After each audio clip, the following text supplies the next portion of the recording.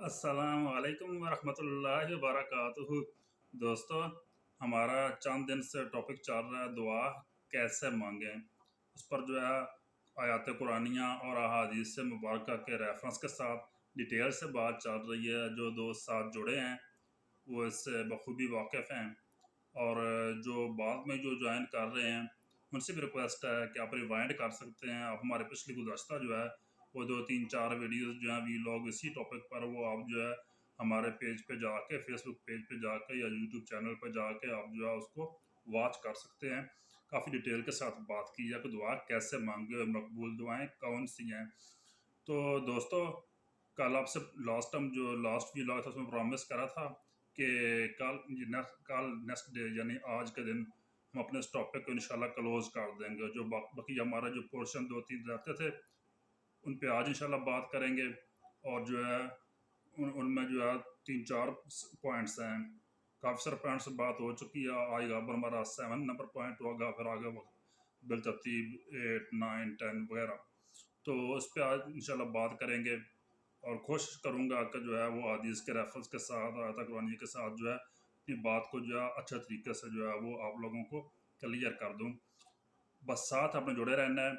और अगेन वही रिक्वेस्ट पहले वाली के जो मारूजात यानी जो आपसे बात हो रही है, ये जिस टॉपिक पे जो हमारा अनुमान चल रहा है, इसको अच्छी तरह ज़हन नशीन करके इन बातों को आगे उस तक लाने पहुँचाइएगा। बात को शेयर कीजिएगा, ज़्यादा से ज़्यादा सदका जारी होगा आपके लिए भी और आपके इस भाई के लिए भी। तो और मैं फिर आगे ये भी आपसे जो है वो एक गिला बनेगा, बल्कि मुझे खुद भी बखूबी अंदाज़ा हो रहा है इस बात का कि जितनी डिटेल के साथ हमें जो है इन चीज़ों के बारे में आगाही दी गई है कुरान और सुन्नत में, तो हम कितने बदनसीब होंगे अगर फिर भी हम जो है वो वही गिला अपनी ज़ुबान पे, शक अपनी ज़ुबान पर रखें कि दुआएं हमारी कबूल नहीं होती। दुआएं कबूल होती हैं। कुछ मैनर्स बताए गए हैं, कबूलियत की घड़ियाँ बताई गई हैं। उसके अलावा जो है वो उसमें जो है वो जो है दुआ जो है वो किन कलिमात के साथ अदा शुरू करें वगैरह वगैरह, ये सारे मैनर्स जो हैं वो जो है काफ़ी डिटेल के साथ इस पे बात हो भी चुकी है, आज भी इंशाल्लाह करेंगे। और जो है कोशिश करनी है नेक्स्ट टाइम इंशाल्लाह जब भी दुआ मांगे तो इन मैनर्स को, इन आदाब को मलूज़ ख़ातर रखें। जो जिन कलिमात के साथ, जिन जो है अल्लाह की किबरियाई के कलिमात जो हैं, जलालत के कलिमात जो हैं, उनके साथ अपनी दुआ का आगाज़ करेंगे। और जो है इस तरीके से जो तरीका बताया गया है उसके साथ अगर आप दुआ मांगेंगे तो इंशाल्लाह हमारी दुआ कबूल होगी। तो आते हैं अपने टॉपिक की तरफ, बस साथ जुड़े रहना आपने। ये आज हम बात करने जा रहे हैं 7 नंबर पॉइंट पे। अल्लाह की हम्दो सना के बाद दुरूद शरीफ का एहतमाम करना नहायत ज़रूरी है। दुआ के आगाज़ में अल्लाह की हम्दो सना करें और दुरूद शरीफ का भी लाजमी एहतमाम करें। ये दुआ के जो आदाब हैं, मैनर्स हैं, उनमें से फर्स्ट नंबर पर है कि इन दोनों चीज़ों का आपने लाजमी ख्याल रखना दुआ मांगते वक्त। तो हदीस में है कि वो दुआ जो इन दोनों चीज़ों से खाली हो वो आसमान में मुअल्लिक रहती है और अल्लाह तक पहुँचती ही नहीं है। ऐसी दुआ जिनमें ये दोनों चीज़ें ना हों, अल्लाह की किबरियाई, जलालत या इन कलमात का जो है वो अदा ना किया जाए इन कलमात को, और दरूद शरीफ का जो एहतमाम ना किया जाए, तो वो दुआ जो है वो मुअल्लिक रहती है। हदीस शरीफ के हैं अल्फाज कि वह दुआ जो है इन दोनों चीज़ों से खाली हो तो वो आसमान में मुअल्लक रहती है और अल्लाह तक पहुँचती नहीं है। इसलिए अल्लाह के हम्दो सना के बाद दुरूद शरीफ का इत्माम करना जो है वो नहायत ज़रूरी है। हमें चाहिए जब दुआ मांगे इन कलमात का लाजमी एहतमाम करें। अब आ जाते हैं 8 नंबर पॉइंट पर, यानी 8 नंबर पर। 7 नंबर पर बात होगी, अब 8 नंबर पे आ जाएं। अल्लाह को एक्नॉलेज करना सीखें। अल्लाह रब्बुल इज़्ज़त को एक्नॉलेज करना जो है वो सीखें। पहले देखें कि दुआ किस से मांग रहे हैं। अल्लाह को उसके नामों से पुकारना बेहतरीन तरीका है, जो सबसे बेस्ट तरीका है वो अल्लाह को उसके नामों से पुकारना,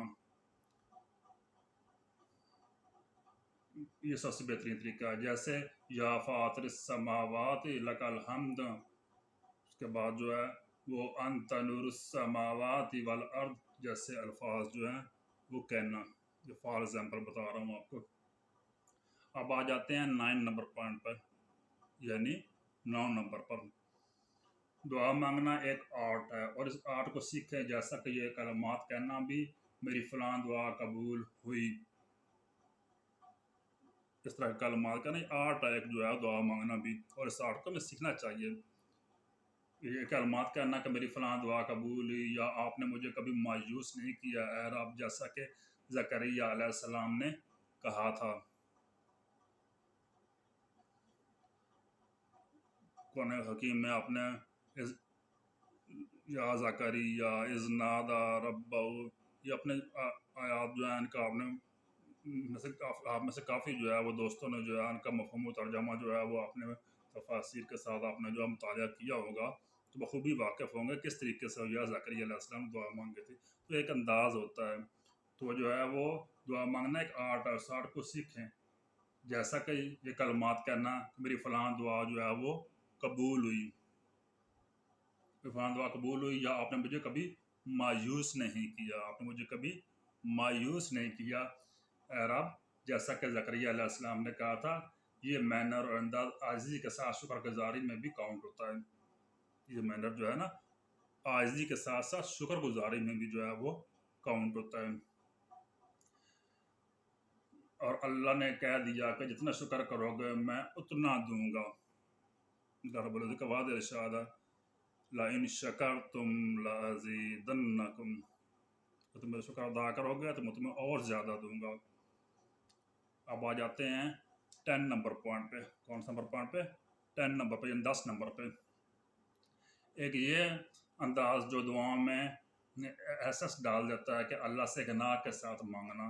जब भी अल्लाह से मांगते हैं तो अल्लाह रब्बुल इज़्ज़त से गनाह के साथ मांगें, गनाह के साथ मांगें।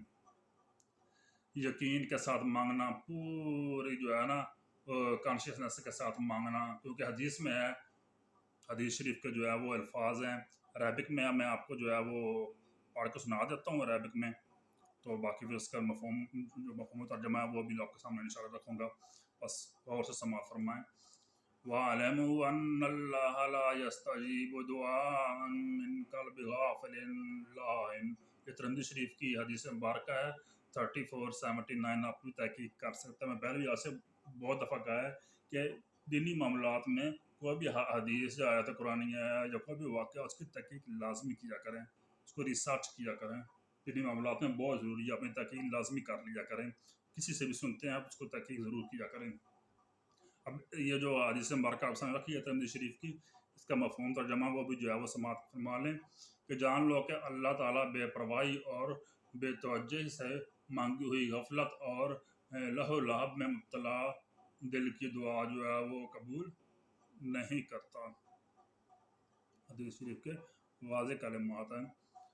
जितना ज़्यादा आप अपनी दुआओं में जो है सीरियस और सिंसियर, उतना ज़्यादा दुआ कबूलियत के जो है वो चांसेस हैं। जितने आप जो है उसमें ज़्यादा जो है वो सिंसियर होंगे अपनी दुआओं में, इतना ज़्यादा जो है आप सीरियस होंगे, इतने उसके चांसेस जो हैं वो ज़्यादा होते हैं। मैं इंशाल्लाह अपनी आज इस बात के ख़िताम पे जो है ना, वो थोड़ी सी बात रह गया, मैं आपको अपना एक ज़ाती वाक़या सुनाऊँगा, आपको अंदाज़ा हो जाएगा कि जो है ये चीज़ें कितनी ज़रूरी हैं दुआ मांगते वक़्त। आपका सिंसियर होना, आपका सीरियस होना, इससे चांसेस जो हैं वो बढ़ जाते हैं दुआ कबूलियत के।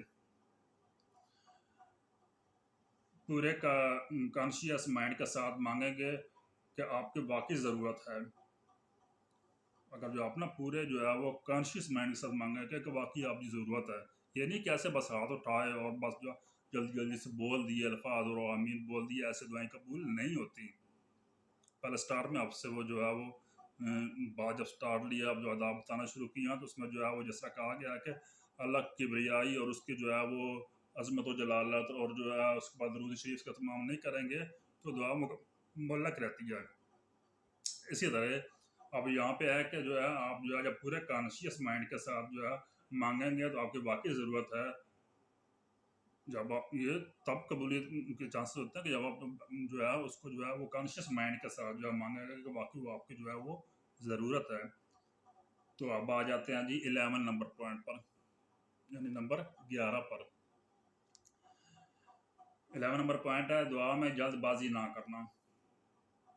ये भी जो है ना उसकी कबूलियत में जो इसके मैनर्स हैं दुआ के, उनमें से एक ये भी है कि जल्दबाजी जो है वो नहीं करनी चाहिए दुआ में। कि ऐसा नहीं कि बस जल्दी जल्दी से कुछ बोला और आमीन बोल दिया, ऐसे दुआएं कबूल नहीं होती। जल्दबाजी नहीं करनी चाहिए। इसके लिए जो है सही मुस्लिम शरीफ